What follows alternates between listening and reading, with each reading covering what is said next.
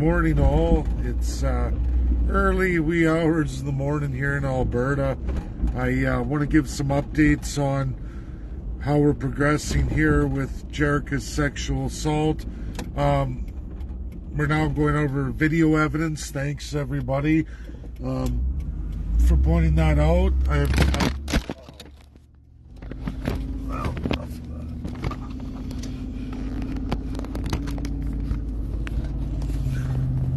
Sorry, oh great.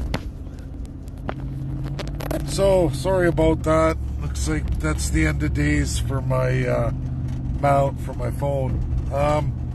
So Jerrecas updates. We're pulling video footage. I can't have it. I have a constable of the Edmonton police. They can pull it. Jerrecas got to go to the Zebra Center. We've got her clothes from that day, thank goodness they weren't washed. We went for Drumheller, so they hadn't yet been washed. So the police have that. They're going to try and see what they can determine with forensics from that. Again, we're looking at video surveillance. People have reached out. City TV's reached out. I might do an interview with City TV. We'll see what they say and what they want to make it about, because I want it to be about the crime and catching this guy. So disturbingly, there's been a lot of activity in that area with bus stops. Just a few months ago, a Ukrainian man was stabbed 5 blocks away. Similar time in the morning, sitting at a bus stop having his morning coffee, and he was randomly attacked, stabbed. So it's not good. There's been several attacks in Millwoods, in those areas within a 10-block radius of where my daughter's at. So it's not really good, not good news.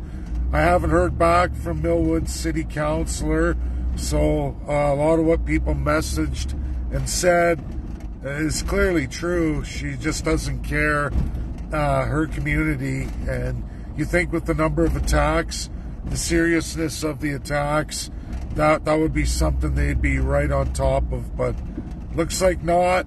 No surprise there. A lot of politicians are just there for the show. They love the crown. They could care less about the filthy subjects. We're just glorified donators. That's all we are. And people get their positions and they sit on their hands. And it's going to be funny. I'm going to go look at her track record and see how many days of work she misses, and find out what her availability is, if she is just like typical low-life degenerates who are privileged people who, through somebody they're related to or their wealth status or a combination of both, basically got into politics, got funded by somebody, and got in for actually no real sense of who they are or what they bring to the table, but because of who they know and who they blow. So sadly, that's the reality. We'll see what City TV has to say. We'll see how that interview is going to go. And yeah, it's something, right? The more you do, the more you get. And those signs, folks, I had lots of people message me. I was up till about 8 o'clock in the city last night, and then I had a lot of calls yesterday. So the signs are working. It's waking up the neighborhood. Even had the owners of the apartment complex phone me back. They're going to pull video again. That's going to police. If they do have something, I'll hear back the next day or so. And yeah, it'll have to go to the constable. They actually have to get a police order to get that stuff. So you just got to be vigilant in these situations. Everything you do helps. It works.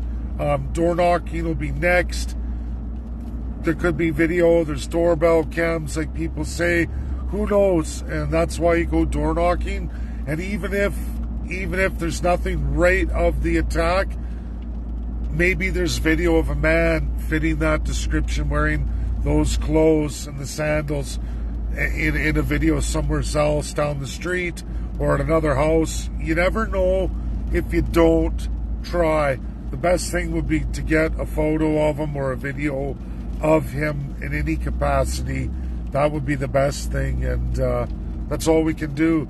So never give up. Everything works positive. Every little thing you do. It sucks time, money, and all the rest of it. I'm exhausted.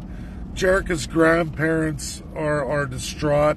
They're exhausted just watching me stressed out. Jerrecas' grandfather, who usually, he's been retired for a number of years. He usually sleeps in very late on a daily basis. He needs his sleep, but of course he was up this morning at 5. He's stressed. Her grandmother's stressed. It affects everybody, these things. It's hard. It's hard on families, especially the loved ones of the victim. Everybody's worried about it. And all we can do is push on, do as most we can do. And like I said, every little action you do helps and it matters. And door knocking will be no different. Even if we don't find this guy, at least the fear will be there for that guy. He's going to think twice about this neighborhood. And who knows what door knocking is going to lead to. I know signs mattered. Signs made a difference. And, we'll see tomorrow when I go door knocking just how much of an effect that has at the doors. So, last thing, special message out. And it's funny, I made a post about sexual assaults. And really, it's about assaults, too, of children in Canada.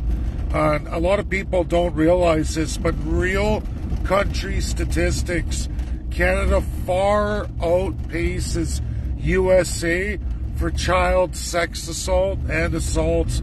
Child sex assaults for children under the age of 17, both female and males, is considerably, and I mean considerably, higher than the United States of America per person per capita. And, people can try to deny that, but country statistics, country numbers, law enforcement numbers, cases don't lie. Politicians do, or they just withhold it from you. The idea that Canadians are not allowed self-defense clearly shows up in the statistics. We can look at firearm statistics. Yes, a large number of firearms crimes happen in the United States of America. Yes, per person per capita are higher than Canada. But, when we look at child sex assaults, think about that. Children under 17, a devastating crime. It can change one's life, boy or girl, forever. And it affects all those around them. Considerably higher in Canada by a whopping large margin. Not a little margin or an error of statistics. A whopping large margin. That's the truth. So Jonathan LaBelle, special message for Jonathan and Tanya Hasinga. Their son Hayden, 16 years old, Oshawa, Ontario, was stabbed in the chest last night. Unfortunately, Jonathan called me. I was already sleeping very early. I've got a pretty strict regime ahead of me this week in driving long distances, at least for this week, as much as I can for my daughter. But thoughts and prayers out for Jonathan and Tanya. They're going through a hell of a thing too, as their 16-year-old son was stabbed in the chest. And again, these things are statistically there. If anyone's never been to Oshawa, Ontario, it's one of the most horrific things I've lived in and experienced that I've seen in my life so far today. I haven't been to the Bronx in New York or the low holes of Los Angeles. Not yet anyway, but I can tell you folks, in my life so far, that's the worst thing I've seen is Oshawa, Ontario. I've never seen so many square blocks of degeneration and societal crumble. Now, I've never seen so much of it. Very, very tough place to be. I would say anywhere in North America. And I feel for them. I feel for any child. I would never want to have my children there, honestly. But what do you do in massive costing of housing and everything else? Oop. No, well, my light went out. But what do you do when a region is so expensive and there's no industries left? Look at Hamilton, it's very degenerated too. But Oshawa puts Hamilton to shame. And if that doesn't say a lot for Albertans, Edmontonians, you can think of Eastwood. This is easily 50-1 worse than Eastwood.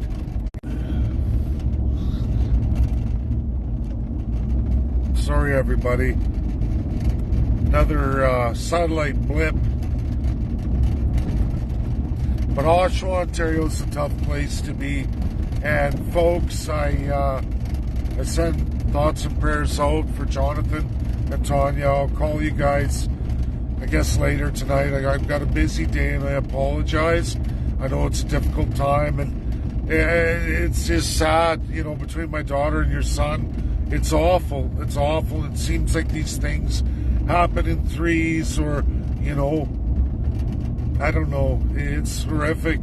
But it's backed up in the statistics and it affects us all. And you can thank the politicians in our criminal code of Canada for that. Children in the United States have mace. They have all kinds of colors, sizes, availability for teenage girls and even boys. They got black or camo, and you can say, oh, that's not right. Well, you know what? When you're faced with someone wearing or armed with a knife, or a girl's attacked walking in a dangerous part of town or at a bus stop and some man approaches them, you know, would mace make all the difference? I think 9 times out of 10 it would, otherwise it wouldn't be there. But they make things like that illegal, folks. Illegal in Canada because you're not allowed to defend yourself. If you put people out there and the criminals know that you have no... Sorry, folks, I don't know. Welcome to the wonderful world of 5G and telecommunications in Canada. Good thing we pay the most expensive cell phone bills in the world for the worst service in the world. Pretty pathetic. Oh, everybody, that's my video. I know a lot of will tune in later. Sorry for the jumble, and I am tired. It's been a long, hard week so far, and it's just getting started. But you can't give up.